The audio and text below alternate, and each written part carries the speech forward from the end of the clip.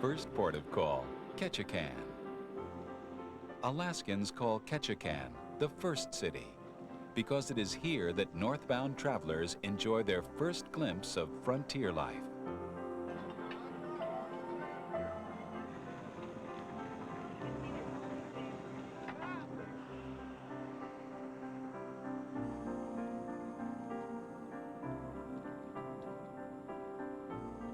Famous for its rain, Ketchikan receives an average 162 inches of liquid sunshine a year.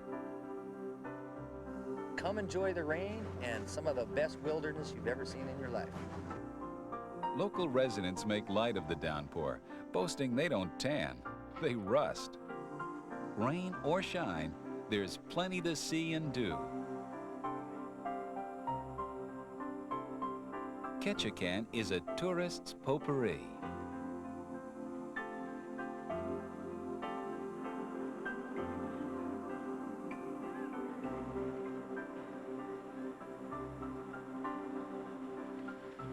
Literally a city in the clouds, much of Ketchikan clings to the steep slopes of Deer Mountain. Weathered stairs and motorized trams lead almost 100 feet up to residential neighborhoods.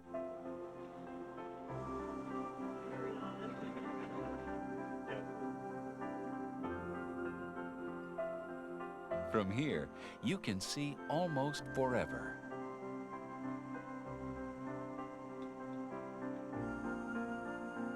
Gravina and Pennock Island shelter Ketchikan from ocean storms. A safe harbor is vital. Float planes are nearly as common as cars. Ketchikan's front porch is its 4.5-mile-long waterfront. This is where cruise ships dock and tourists and locals mix. Good morning. We're First City Ladies of Ketchikan. We've come to greet the cruise ships. Welcome people to Ketchikan. This is Panhandle Pam. Halibut Hattie. And I'm Ketchikan Kate. With the same gusto it greets life, Ketchikan greets 500,000 visitors each year.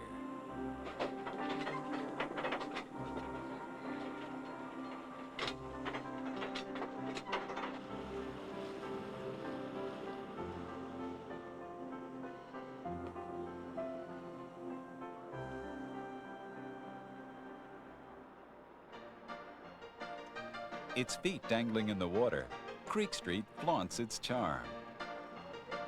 This is Ketchikan's historic red light district.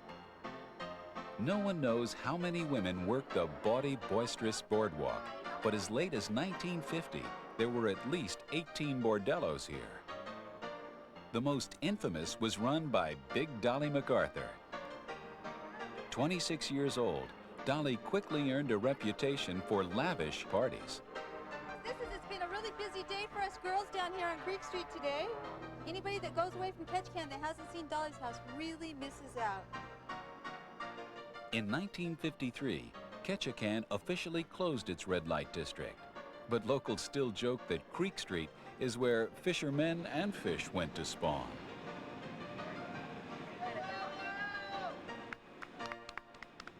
Salmon, steelhead, and trout are reared at nearby Deer Creek Hatchery. The hatchery was built in 1954, when salmon populations were declining from overfishing. Today, an estimated 350,000 juvenile salmon are released from the hatchery each year. Fishing remains an economic mainstay. A power block is needed to hoist the heavy seines or nets used by some commercial salmon fishermen. Great care is taken with the nets, which can cost upwards of $10,000. Ketchikan's commercial fishing fleet fills its hold with king, silver, and pink salmon.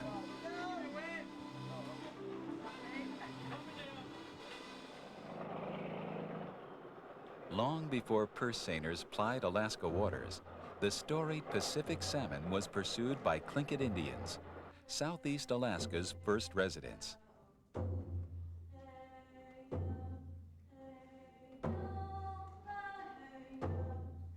traditional Tlingit dances are performed by the Saxman dancers.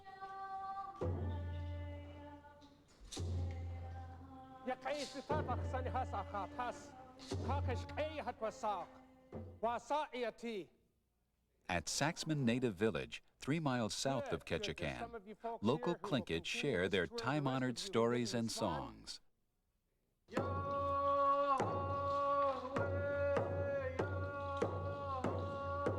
In 1896, missionaries attempted to convert the Tlingit, but their 8,000-year-old culture survived. In our culture, when something is given, something is expected in return. And your return process to us this morning will be that you will join us in a song and dance. We'll take our robe off, place it upon you, and teach you a couple moves in the Tlingit dancing.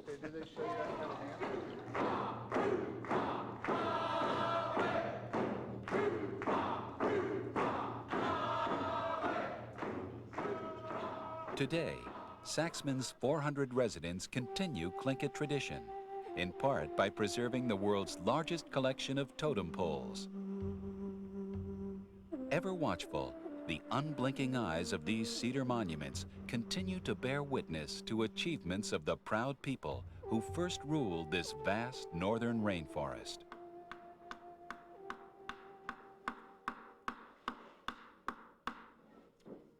Equipped with hand tools and patience, today's Tlingit carvers create elaborate totemic art.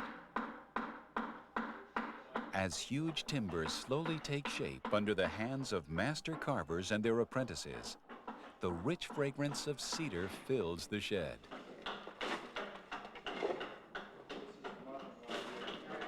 What I've been doing is just maintaining moisture in the canoe. Nathan Jackson is internationally celebrated for his work. Elaborate, elegant totem poles, each one a legend. Well, what's going to happen on this is there's going to be water added up to about here. That bulkhead is going to be taken out, that one section right there.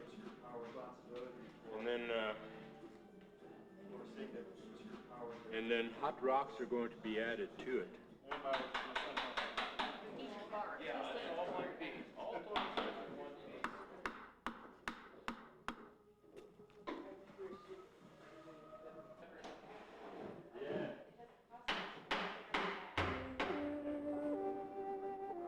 Still more of these silent storytellers can be found at Totem Bight State Historic Park. The 15 totems displayed here were brought to the site in 1938 and restored with the help of the Civilian Conservation Corps. Interpretive tours are offered by park guides fluent in the archaic visual language of totems. Labrae. What is that? You see her lower lip? Women of high status in their society would have a labrae, which could be made out of wood or bone or seashell. Could be carved in the lower lip. And it's right in the lower lip, and that's how you know that that's a woman.